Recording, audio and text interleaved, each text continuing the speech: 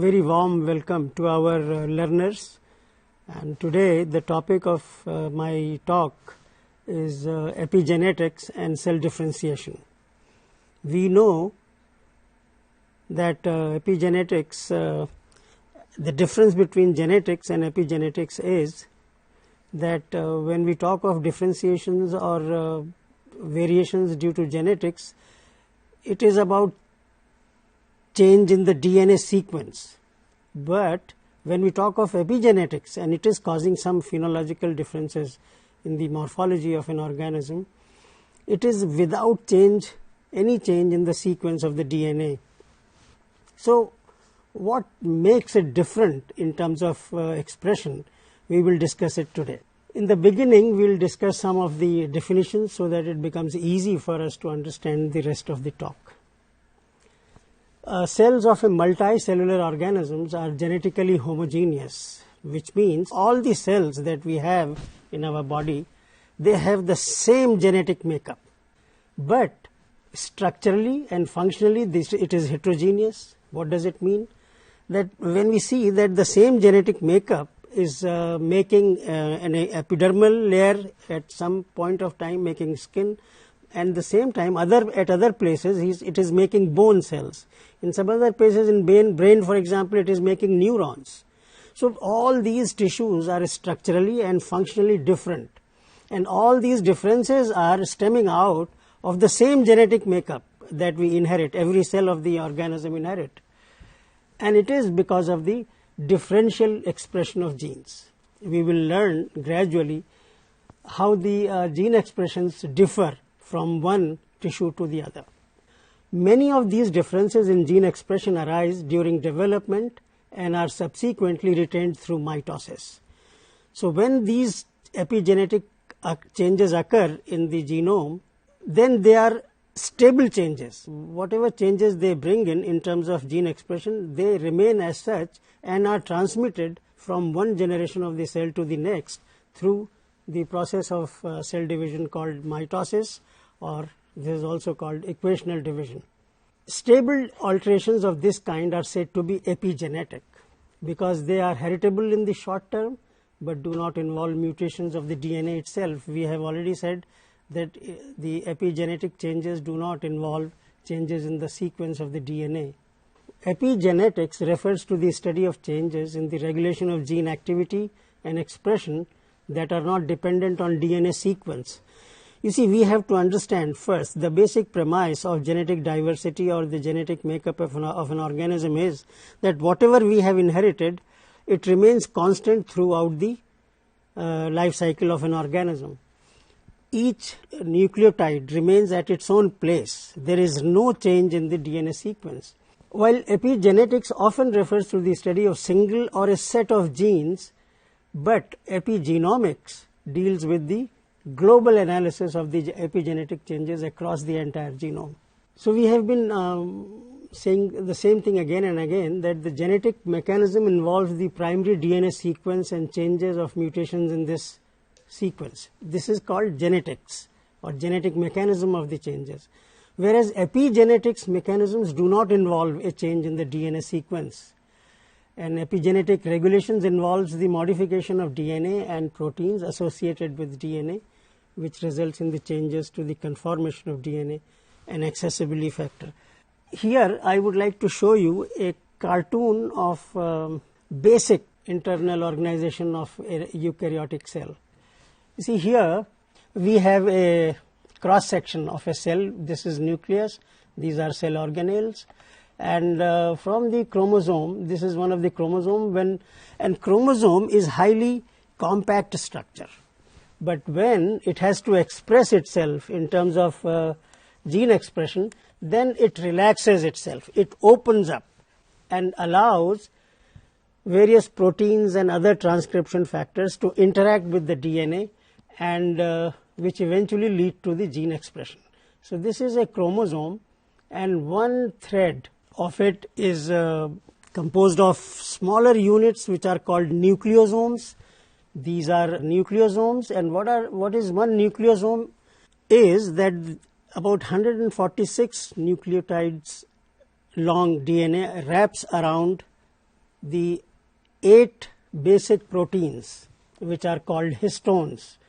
These are histones, and these DNA are wrapped around these histones, and when we further expand these threads, then we come to this helical structure of DNA, where these are the sugar phosphate backbones, and in between these green, red and blue and yellow are shown as if they are nitrogenous bases. What I am trying to say is that this DNA sequence does not change in the epigenetic modifications, but it is the major groove of the DNA.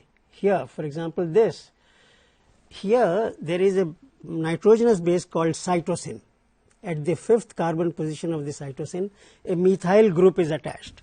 And this is one of the very simplest form of DNA modifications which govern gene expression in the DNA. So, the DNA undergoes modification, histone undergoes modifications, that is not methylation but that is acetylation. We will discuss briefly about that, but we will be mainly concentrating on the methylation of the DNA. So, DNA methylation is a modification to DNA that occurs through the addition of a methyl group to DNA strand itself, often to the 5 carbon position of a cytosine ring. Since it is upon the DNA, there is a DNA molecule, on this a methyl group is sitting, therefore it is called epigenetic modification, and can be either removed through demethylation and without any disruption to the original DNA sequence. Here is a cytosine ring, and these methylations are usually, this is very important to understand, that every cytosine of the DNA is not methylated. It is the cytosine which is present in contiguity to a guanine. In our jargon we say that it is the CPG island, which means cytosine, phosphate and guanine island. Whenever a DNA sequence has got these CPG and CPG in opposite orientation, the cytosine here will be methylated. This is the guiding principle of the DNA methylation. This shows that these are our histones, DNA are wrapped around, and these brown structures are the methylation. That means the cytosine is methylated here, and the yellow structures here in the second panel here, you will see these are acetylations. Now here you will see, it is very evident from the figure, that the methylated DNA is a compact DNA, whereas acetylated DNA here is a relaxed DNA. Hence, we can assume that methylation leads to the shutdown of the gene expression, and the acetylation leads to the translation or transcription and followed by translation. So, unmethylated DNA here, but which is acetylated, leads to opening up of the histone from each other and allows accessibility to the protein and various transcription factors to interact with the DNA here, and this interaction makes it possible for DNA to transcribe.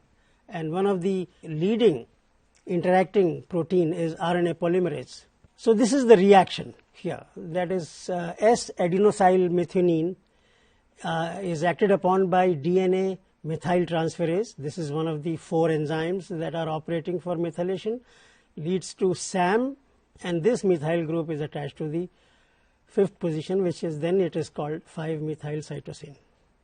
Let us understand why we are discussing epigenetics is, as I told you in the beginning, that despite the fact that we have the same genetic makeup, and yet every cell has differentiated into a different tissue.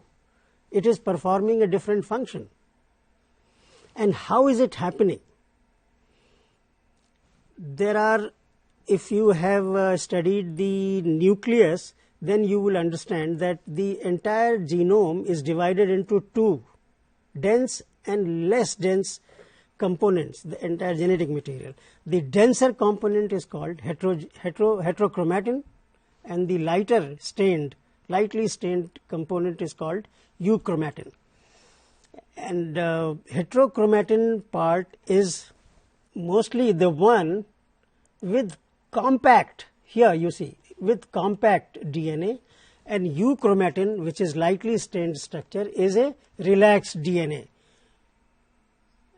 So we can imagine a picture that it is the lightly stained genome or the genetic component of the nucleus which is actively transcribing, which is active, which is accessible to various protein factors and is actively transcribing. This dense component, which is highly methylated, is not actually transcribing. Transcription means the proteins are being formed and we are constantly using those proteins in various metabolic pathways. So these epigenetic mechanisms operate at three different levels. One is the DNA methylation we have discussed, and the other one is histone modification, we will briefly discuss it, and the third one is RNA interference. Now, without going into the details of the gene expression, these RNA interfering molecules, let me tell you very briefly, are the complementary copies of the mRNA, which is carrying the information from DNA to protein. So when these mRNAs which are carrying informations are formed, the interfering RNA molecules, which are relatively smaller, which are complementary to those mRNA, they join together and render them inactive. So RNA, since it is interfering in the functioning of the genetic machinery, therefore they are called RNA interference. RNA interference, they interact with histone modification and they interact with DNA methylation, but the major interaction takes place between histone modification and DNA methylation. And all these three major activities of the cell have an effect on gene expression. Here is a cartoon which shows that the upper panel here, in which these cytosines are not methylated, although they are CpG island, and yet they are not methylated, therefore they are actively transcribing. Metabolically they are active, but the moment they are methylated, shown with the red circles, they become silenced. Now these are, I was telling you, DNA methylation, histone modification, which includes acetylation and methylation, non-coding RNAs, microRNAs, which are about 22 nucleotide long mRNAs, and all these three regulate gene expression. These are the enzymes which are responsible for the methylation. DNMT1 and DNA methyltransferase 3A is responsible for the maintenance of established pattern of methylation pattern, and 3B, they establish de novo methylation pattern. That means they can find any cytosine which is present in the CpG island, it will methylate them. There are two additional enzymes which are DNMT2 and DNMT3L. They have the similar function. Now, these epigenetic changes are often associated with the syndromes that are found in the human population. Let me tell you that not all genes are active at all times. We have been harping on this theme that euchromatic and heterochromatic regions, they change from time to time. So that means all the genes are not active all the time. They are regulated, they are switched on and switched off. And DNA methylation is one of the several epigenetic mechanisms that cell employ to control gene expression. And therefore it is an important component in the cellular processes, including embryonic development, genomic imprinting, X chromosome inactivation, which is the formation of Barr bodies in the female cells, preservation of chromosome stability, heterochromatin maintenance, tissue specific expression controls. It is not surprising that the researchers have also linked errors in methylation to a variety of devastating consequences, including several human diseases. So any variation in the wrong methylation of certain DNA can also lead to disease conditions. That is why it is important to study the methylation pattern and the correct methylation pattern. This methylation pattern, since it is methylating the CpG island, and CpG islands are found in the repetitive portions of the DNA, and also they have been located in the 5' side of the promoter region. You know, the gene in the eukaryotes is a split gene. That is, it has got introns and it's got exons, and all these intron exons are driven by a common promoter at the 5' end. And these CpG islands are mostly located in the promoter region. And promoter region is the one which interacts with the RNA polymerase for the transcription of the downstream and structural genes in an operon. So cancer has also been implicated and has been shown to have links with the pattern of the methylation pattern of the DNA. So we'll take one example, the loss of tumor suppressant gene. We have number of tumor suppressor genes have been studied, and one of the most studied gene is P53. So TSG is the tumor suppressor gene. It is a kind of a master gene which is masking the effect of the proto-oncogenes, which are actually cancerous genes, but these genes remain suppressed because of the presence of the wild type of P53 gene. So this is also called a tumor suppressor gene. That means it suppresses the tumor causing genes. In short, they are called TSGs. Many such genes which have a masking effect have been identified. P53, P16 and KI1 are one of the common, and P10 are some of the common examples which are being studied. There is a cartoon again here suggesting this is a hypothetical piece of DNA which has got several genes in it. I would like to draw your attention to this portion which is shown in red line, which is the part of the promoter gene. In an operon there is a promoter gene, there is an operator gene, and then followed by structural genes. Promoter gene is the one which determines the direction of the transcription by showing asymmetry in the conserved region, that is -10 and -35 regions. That is why RNA polymerase comes and sits in a particular orientation, and then it can move only in one direction, and that is the direction in which it passes through the operator and into the domain of structural genes. So here I would like to show you that this CpG island is a part of the promoter gene, which is immediately followed by tumor suppressor genes. Here, TSG. This bent arrow shows the direction of the transcription. Now these are empty cells, therefore they are hypomethylated. That means they are not methylated. And if you recall from my previous slide, that methylated portion prevents gene expression, whereas hypomethylated or unmethylated portions they promote gene expression. So this is not methylated, therefore it promotes the expression of TSG. It is hypermethylated. So transcriptional repression, loss of TSG expression, and the moment they are methylated, if they are not methylated, this is working all right. But the moment they are methylated, they become inaccessible to RNA polymerases, leading to transcriptional repression, loss of TSG function, loss of function, leading to cancer. This has been shown in one of the experiments that links epigenetic modifications to cancer. That is, epigenetic means DNA methylation to cancer. One more thing, here you would like to understand that these repetitive sequences are located near centromere. So they are usually called pericentromeric heterochromatin.